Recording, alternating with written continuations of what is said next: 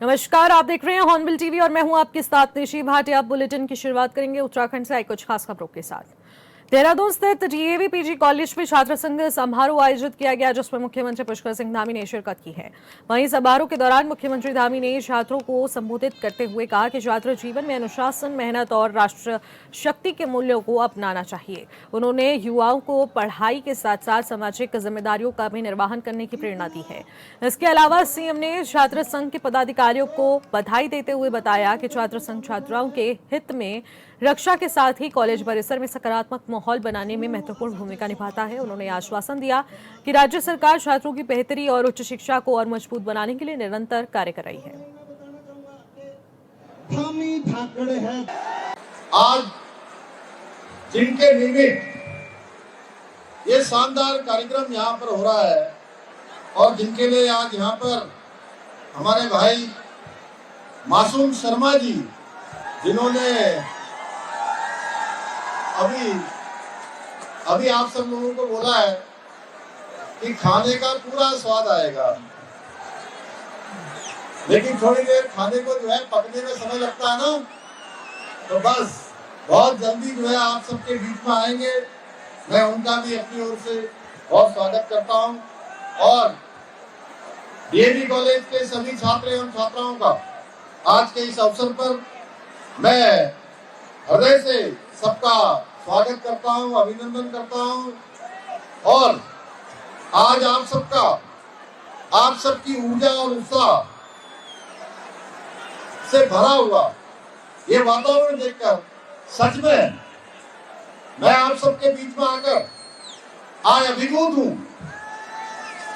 कि इतनी बड़ी संख्या में ये नौजवानी क्या होती है, इसका नजारा आज सच में मुझे फिर से स्मरण करवा रहा है जब मैं भी आप ही की तरह एक विद्यार्थी था और छात्रों के बीच में काम करता था।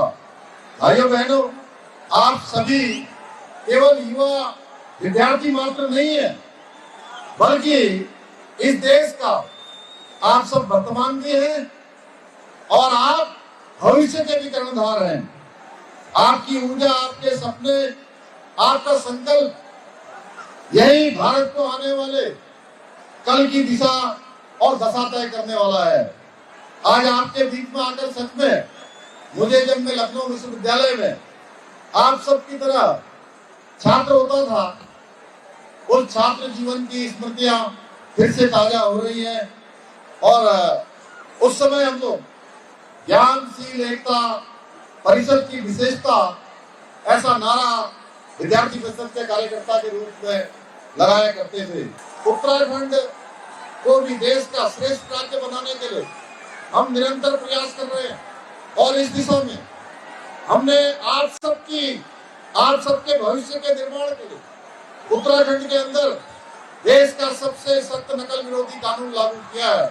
भाइयों बहनों, इसका परिणाम हुआ है कि आज उत्तराखंड के अंदर पिछले 4 सालों में 30,000 से भी अधिक नौजवान युवाओं को सरकारी नौकरी मिली है। मुझे मालूम है कि आप सब लोग पहले भर्ती परीक्षाओं में भाग लेते थे और भर्ती परीक्षाएं किस प्रकार से होती थी इसको बताने की आवश्यकता नहीं है। किस प्रकार से नकल माफिया हावी रहते थे, किस प्रकार से नकल को एक उद्योग बना दिया गया था भाइयों बहनों। लेकिन हमारी सरकार ने गरीब माता पिता के बेटे और बेटियों को उनकी योग्यता, प्रतिभा और क्षमता के आधार पर उनको नौकरी मिले, उनके कैरियर का निर्माण हो, इसके लिए नकल का सख्त कानून लागू किया। उसका परिणाम हुआ कि पिछले 4 वर्षों में 100 से भी अधिक नकल माफियाओं को हमने जेल की सलाखों के पीछे भेजने का काम किया है। इसके अतिरिक्त राज्य के अंदर विश्वविद्यालय और महाविद्यालयों में अच्छा इंफ्रास्ट्रक्चर हो, हमारे छात्रों को पढ़ने के लिए अच्छी व्यवस्थाएं हो, उसको लेकर 20 मॉडल कॉलेजों की स्थापना की जा रही है।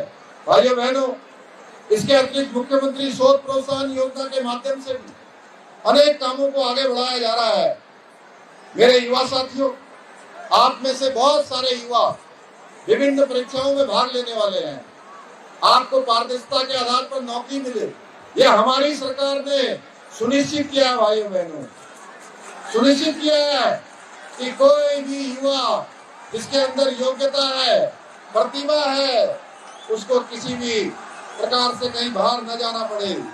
भाइयों बहनों, मैं आज के इस अवसर पर आप सबके समक्ष एक घोषणा करते हुए मुझे प्रसन्नता हो रही है कि अटल बिहारी वाजपेयी शैक्षिक स्मृति ब्लॉक की छत के ऊपर 2 नए अतिरिक्त कक्षाओं और तलों का निर्माण कराया जाएगा।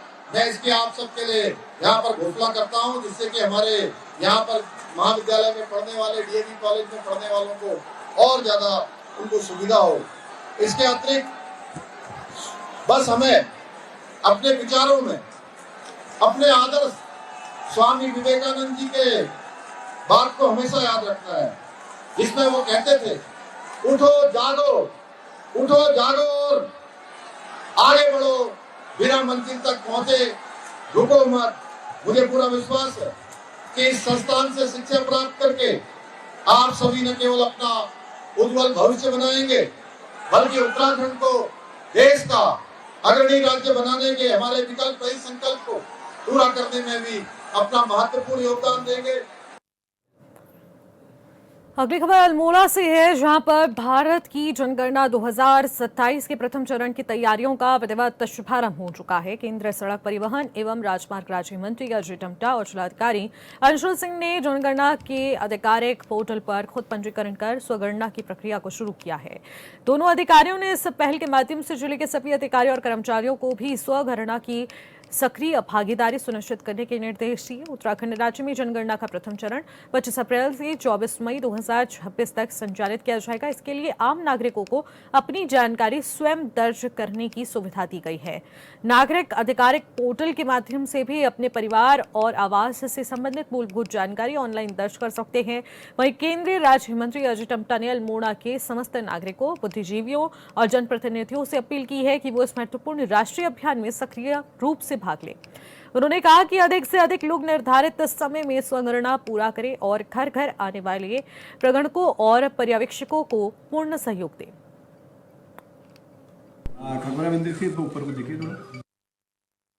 यहाँ की भारत की जनगणना 2027 का कार्य प्रारंभ हो चुका है, जिसके क्रम में उत्तराखंड में दिनांक 25 अप्रैल 2026 के प्रथम चरण का कार्य प्रारंभ हो रहा है।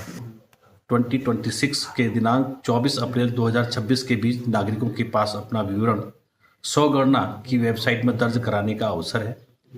इसके लिए आपके गृह मंत्रालय भारत सरकार द्वारा se.census.government.in ऑनलाइन पोर्टल तैयार किया गया है। उस पोर्टल पर आप मोबाइल या लैपटॉप द्वारा अपनी गणना स्वयं कर सकते हैं। इसके लिए आपको कहीं जाने की ज़रूरत नहीं है और ना ही किसी का इंतज़ार करना पड़ेगा। गणना के उपरांत आईडी को सुरक्षित रखें। जब गणना प्रगणक आपके घर आए तो वह आईडी सिर्फ उसे ही बताएं। आपसे निवेदन है कि अपने परिवार की सही जानकारी खुद भरें और दूसरों को भी बताएं। उत्तराखंड हाईकोर्ट में किच्छा सिरौली कला में 2018 से अभी तक राज्य चुनाव आयोग की ओर से नगरपालिका चुनाव न कराए जाने को लेकर दायर जनहित याचिका पर सुनवाई हुई है, जिसके बाद कोर्ट की खंडपीठ ने राज्य चुनाव आयोग और अर्बन डेवलपमेंट के 16 अप्रैल तक के ये स्पष्ट करने के निर्देश दिए हैं कि कोर्ट के आदेश का कितना अनुपालन हुआ है और उस पर राज्य निर्वाचन आयोग साथ में सरकार के क्या कुछ निर्णय लिए गए हैं उस पर भी जानकारी साझा करे। अगर आदेश के मुताबिक निर्णय नहीं लिया गया तो सचिव चुनाव आयोग और सचिव अर्बन को नियत 16 अप्रैल को कोर्ट में पेश होने के निर्देश दिए गए हैं।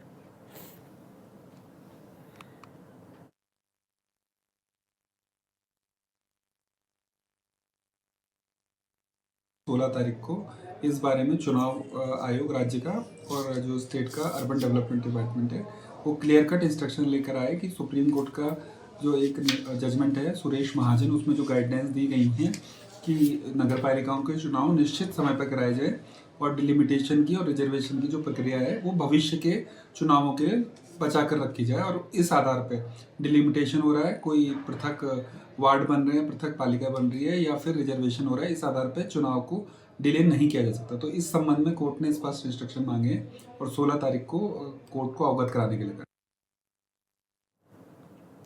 श्रीनगर के श्रीयंत्र टापू के समीप अलकनंदा नदी में एक डंपर फंस गया। सूचना मिलने पर मौके पर पहुंची एसडीआरएफ और जल पुलिस की टीम ने रात बचाव कार्य चलाया और जिसके बाद दोनों युवकों को सुरक्षित बाहर निकाला गया।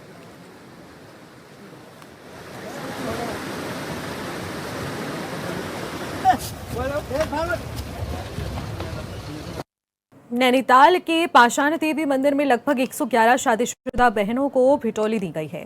इस मौके पर पंडित जगदीश चंद्र भट्ट ने बताया कि विवाहित बहनों को चैत्र के महीने आते ही अपने मायके से आने वाली भिटौली की सौगात का इंतजार रहता है और इसी परंपरा को निभाते हुए पाषाण देवी मंदिर में बीते वर्ष से भिटौली दी जा रही है। ये भी बता दें कि उत्तराखंड की संस्कृति, त्योहार और रीति रिवाजों को मानने का ये अलग ही अंदाज है।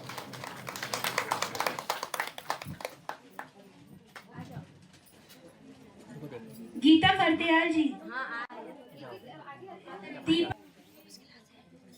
हेमा रौतेला जी, की देवी जी। हर एक बहन अपने मायके से जुड़ी होती है।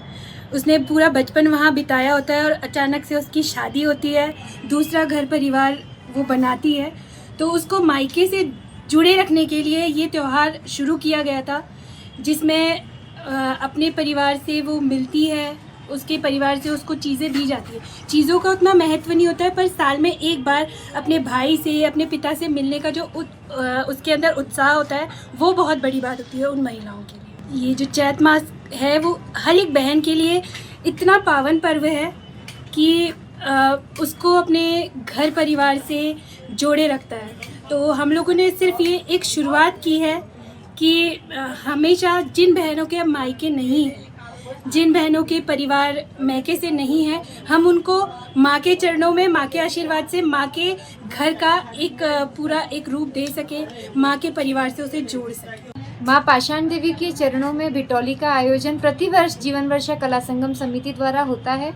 आयोजन का उद्देश्य सिर्फ यही है कि महिला सशक्त हो और महिला अपने आप से लोगों को जोड़ने का प्रयास करे, क्योंकि मायके का एहसास माँ से होता है और माँ का एहसास माँ पाषाण देवी से होता है। हमारा यही प्रयास है कि प्रत्येक बहन को माँ के दरबार से भिटौली मिले और प्रत्येक भाई का यह समर्पण भाव रहे कि मेरी बहन कोई भी हो, किसी भी क्षेत्र में निवास करती हो, वह मेरी सगी बहन है या नहीं इससे मतलब नहीं है, लेकिन प्रत्येक बहन के आंचल में भिटौली का यह प्रसाद जरूर। बीजेपी विधायक भोपाल राम टमटा ने हॉर्नबिल टीवी से खास बातचीत की और इस दौरान उन्होंने चारधाम यात्रा समेत उत्तराखंड के तमाम मुद्दों पर चर्चा की और विपक्ष नेताओं पर निशाना भी साधा। बीजेपी विधायक भोपाल राम टमटा जी हमारे साथ मौजूद हैं। सर, चारधाम यात्रा जल्दी शुरू होने जा रही है, किस तरह की तैयारियां हैं अभी हाल फिलहाल में सरकार की? निश्चित रूप से इस माह जो हमारी चारधाम की यात्रा शुरू होनी है, उसमें समय से पहले ही सभी जिलाधिकारियों को, सभी विभाग के अधिकारियों को, और चाहे वो हमारे एनएस वाले हों, चाहे हमारे मोटर मार्गों के संबंधित हों, चाहे हमारे तमाम प्रकार की तैयारियां शासन स्तर पर की गई हैं। और चूंकि ये भी ऐसा भी है कि समय यात्रा बड़ी संख्या में होगी और जिस प्रकार के देश के यशस्वी प्रधानमंत्री जी का एक विज़न भी रहा है और उनके उस संकल्प को पूरा करने के लिए हमारे प्रदेश के यशस्वी मुख्यमंत्री आदरणीय पुष्कर सिंह धामी जो रात दिन लगे हुए हैं, मैं ये समझता हूँ कि इस समय व्यवस्थित, सुगम, सहज, सरल और किसी प्रकार का हमारे जो यात्री हैं, जो श्रद्धालु लोग हमारे देवभूमि उत्तराखंड में आते हैं, उनको किसी प्रकार की ऐसी असुविधा न रहे, इस बात का पूरा ख्याल रखा जा रहा है। सर, क्योंकि गैस की किल्लत एक बड़ी वजह बनी हुई है, तो क्या लग रहा है कि चारधाम यात्रा में क्या गैस की किल्लत परेशान कर सकती है? नहीं, ऐसा तो नहीं है। मुझे जहाँ तक अब तक हमने जो देखा है, सारी व्यवस्थाएं बनी हुई है, एक माहौल बनाया जा रहा है। और जहाँ तक ये जो हमारे कॉमर्शियल सिलेंडर हैं, उनकी भी व्यवस्था की जा रही है। और हमारे अभी एक बैठक हुई थी, उसमें भी माननीय मुख्यमंत्री जी ने स्पष्ट निर्देश दिए हुए हैं और उन्होंने स्पष्ट इस बात का आश्वासन भी दिया है कि इस प्रकार की चाहे चारधाम की हमारी यात्रा हो, हमारे होटल हों, अन्य जो हमारी सुविधाएं की दृष्टि अगर देखा जाए, चारधाम यात्रा की दृष्टि देखा तो उसमें किसी प्रकार की ऐसी कठिनाई या दिक्कत महसूस होने वाली नहीं है। सर जल्दी प्रधानमंत्री नरेंद्र मोदी भी उत्तराखंड दौरे पर आ रहे हैं और कहा जाता है कि जब भी आते हैं नई सौगात देकर के जाते हैं। इस बार दिल्ली देहरादून एक्सप्रेसवे की सौगात भी देंगे। क्या लग रहा है, किस तरह से आप लोग उत्साहित नजर आते हैं जब भी प्रधानमंत्री नरेंद्र मोदी आते हैं? निश्चित रूप से मैं ये ज़रूर कहना चाहूँगा कि हम सब देशवासियों का सौभाग्य है कि आज इस देश का नेतृत्व हमारे यशस्वी प्रधानमंत्री जी कर रहे हैं, जिन्होंने विगत 2014 से लेकर के और 2026 तक का जो उनका एक सेवा का संकल्प था, उसको उन्होंने जो एक छोटा सा स्लोगन उन्होंने दिया था, सबका साथ, सबका विकास और सबका विश्वास और सबका प्रयास, उस स्लोगन को चरितार्थ करते हुए हम आज देवभूमि के लोग और अधिक उत्साहित होकर के हम अपना सौभाग्य समझते हैं कि हमारे आदरणीय प्रधानमंत्री जी का जो विशेष लगाव, विशेष स्नेह और जो विशेष भाव उनका देवभूमि उत्तराखंड के प्रति रहता है, यहाँ की विकास के प्रति जो लगातार उनका आशीर्वाद हमको मिलता रहता है। इसी परिप्रेक्ष्य में जो दिनांक 14 अप्रैल को हमारे देश के यशस्वी प्रधानमंत्री जी देहरादून आ रहे हैं और इतनी बड़ी सौगात हम सबको उत्तराखंड को मिलने जा रही है, तो निश्चित रूप से एक खुशी का माहौल है। एक बहुत जब भी आते हैं एक ऊर्जा दे करके पूरे उत्तराखंड को जाते हैं, तो सब लोग उनके स्वागत के लिए, उनके अभिनंदन के लिए हम सब लोग यहाँ पर प्रतीक्षारत हैं। जन जन की सरकार साल, ये दोनों ही चीज़ें आप चला रहे हैं और किस तरह से इनको संचालित किया गया, लोगों को किस तरह से राहत देने का काम किया गया आप लोगों की ओर से?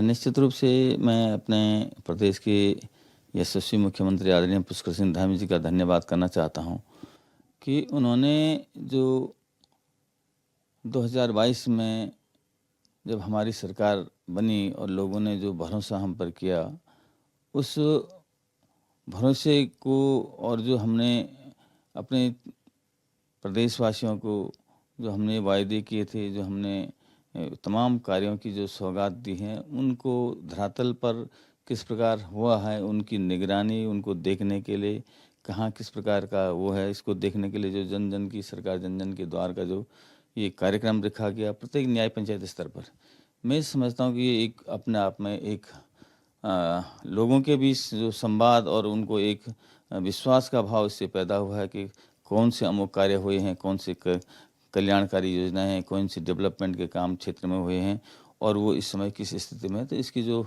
ये जो लोगों के बीच बैठ करके, गांव वालों के बीच बैठ करके वहाँ की समस्याओं को, वहाँ के विकास के बारे में जो आपस में संवाद किया गया, तो निश्चित रूप से इसके बहुत बेहतर परिणाम आए। लोगों को भी ये लगा है कि सरकार ने जो हमसे कहा था, आज सरकार इस बात को भी देख रही कि वो काम धरातल पर हुए हैं नहीं है। आपके क्षेत्र में जो घोषणाएं हुए थे उसको लेकर भी समीक्षा बैठक हुई है?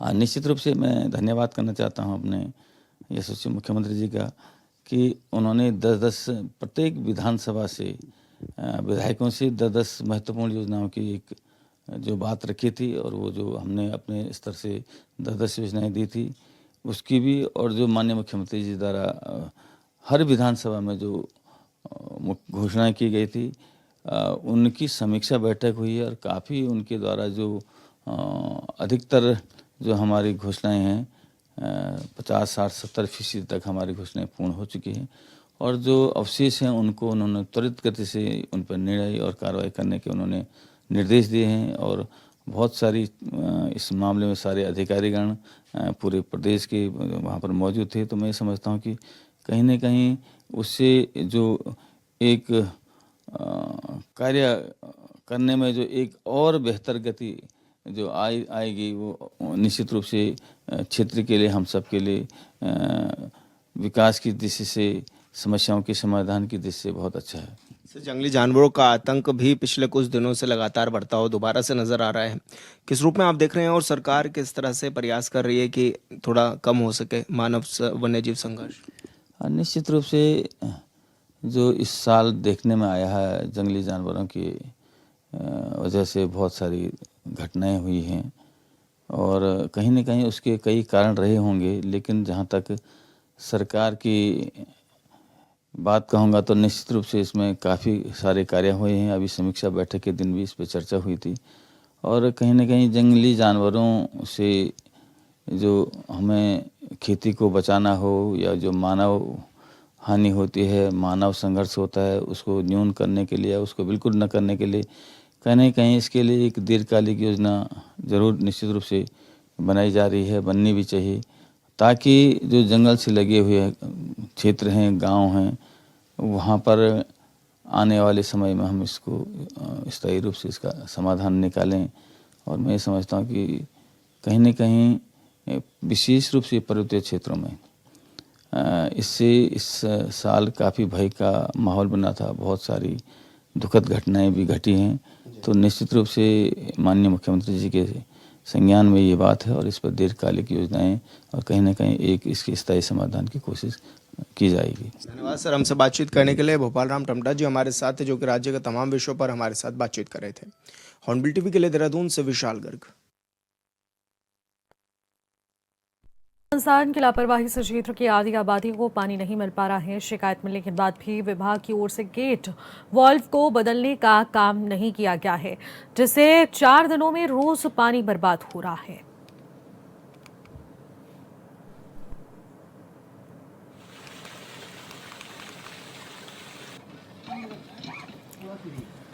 बताते कि पानी की समस्या लगातार बरकरार है। जल संस्थान की लापरवाही से लोग परेशान हो चुके हैं। बता दें कि पानी का वाल्व खराब होने की वजह से पानी लगातार बर्बाद हो रहा है और ये पानी सीधे तौर पर लोगों के घरों तक नहीं पहुंच पा रहा है, जिस वजह से लोगों को 4 दिनों से दिक्कतों का सामना करना पड़ रहा है।